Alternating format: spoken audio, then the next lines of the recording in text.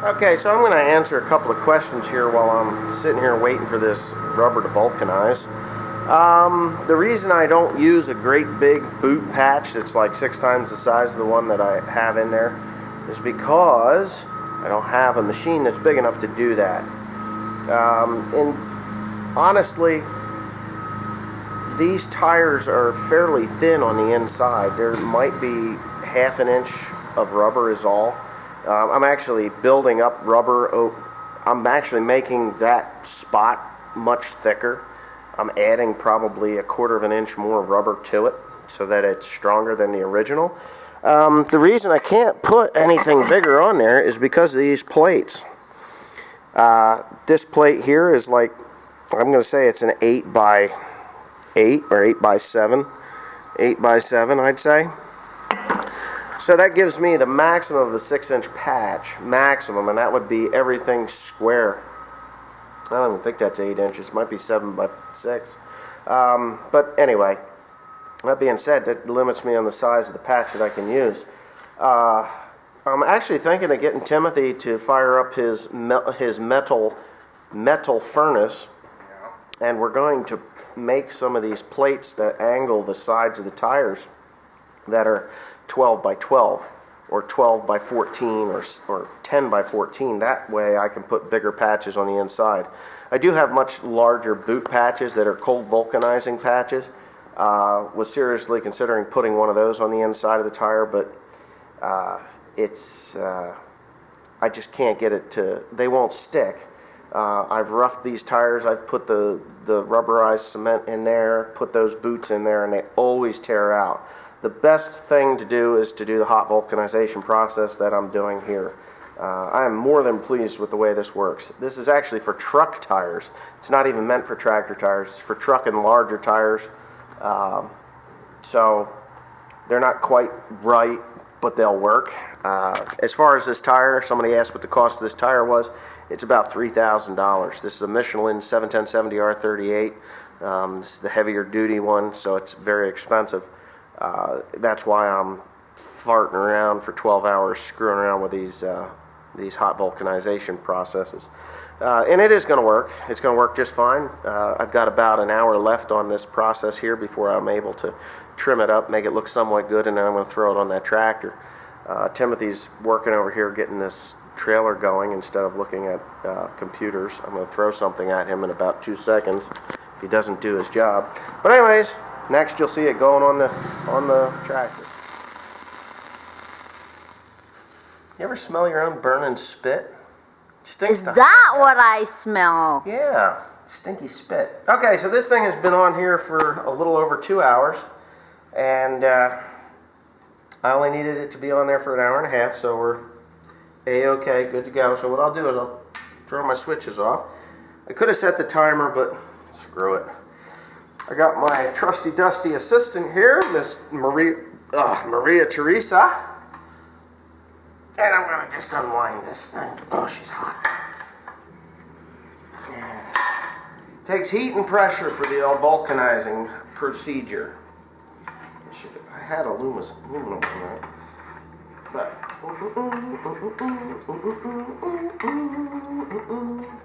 and that's that. A little bit of smoke coming from underneath there.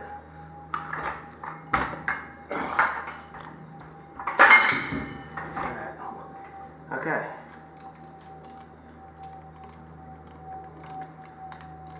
You had a little bit of a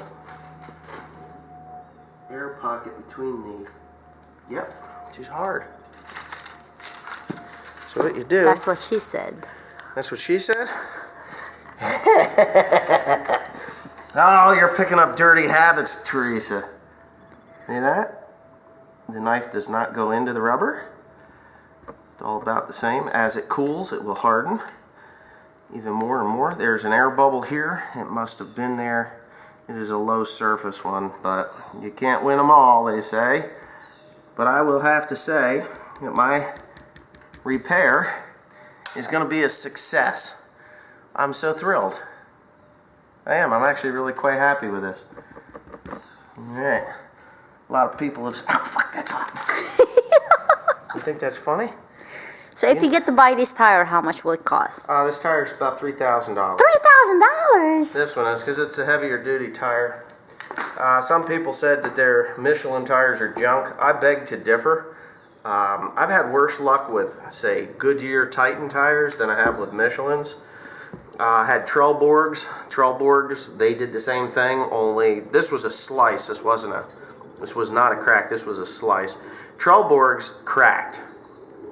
Same thing with the Titan Goodyears. I had straight Titans. I've had straight Goodyears. They all crack. Firestones. I've had cracks in Firestones also. But Michelin's, I think they're pretty good. I don't know why anybody would complain about them. I've had them in the past. Yes, they are a more expensive tire, but they're a very good tire. So anyway, what I'm going to do is Teresa can set that up on the tripod there, and I'm just going to clean up a little bit of this mess, and then I'm going to go ahead and lift it and then slide it over there onto the tire. And I'm going to fast forward this footage because it's boring. Okay, as you're about to see in this video, I am about to regret and eat my words. I made a major mistake when I did this tire, when I mounted this tire. That vulcanizing process is approximately 230 degrees of heat in a concentrated area. Anytime you heat something up, it speeds up the molecules, making that rubber softer and more likely to fail when I do the thing that I do here, pretty soon. I can honestly say that I'm not thinking straight. I'm really not thinking straight. Lyme disease, if you know anything about it, will cause you to forget things, minor things, and all kinds of crazy stuff. And you really shouldn't be playing with fire when you have Lyme disease, because you could very easily forget what you're supposed to do. And Teresa had told me just 5 minutes before I put that fire to this tire that I should let it cool. And I says, yeah, you're right, I should let it cool.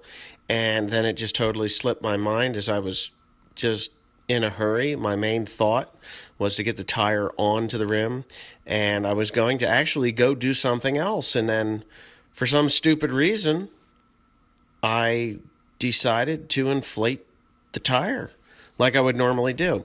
And it hadn't even cooled. As you can see, this video is seamless from the point that I took the irons off to the point where I was actually going to put the fire to it to inflate it, or to seat the beads onto the rim. We're talking 5 minutes, 10 minutes tops. That tire was still, or that rubber was still probably in the 200 degree range in that spot. What I should have done was walked away from it for about an hour, let the tire cool down, and let it do its thing. But I didn't, so now you get to watch me have this accident, this farm accident, which can happen very easily on the farm.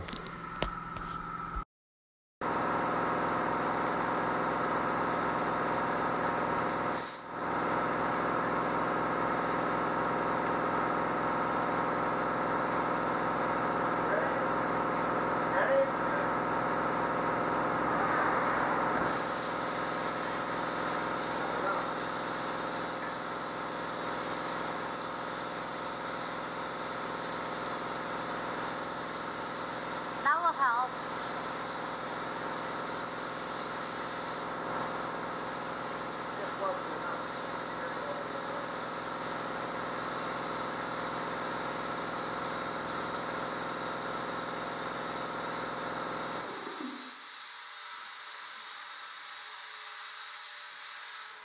You're ready. Hit it. Yoo-hoo! Putang ina! Bada bing, bada boom. Fuck. I can't even hear. Can you hear? Can you hear? No shit, what the fuck was that? It was an explosion. It blew out the bottom. Of your tire? Blew out the pack. Yeah. I ripped the whole tire. Yeah. Holy fuck. Oh. Well, the weld held. It did. I can't fucking hear. Woo! No more fixing that thing. Oh no. Oh my God. That way Good. Better there.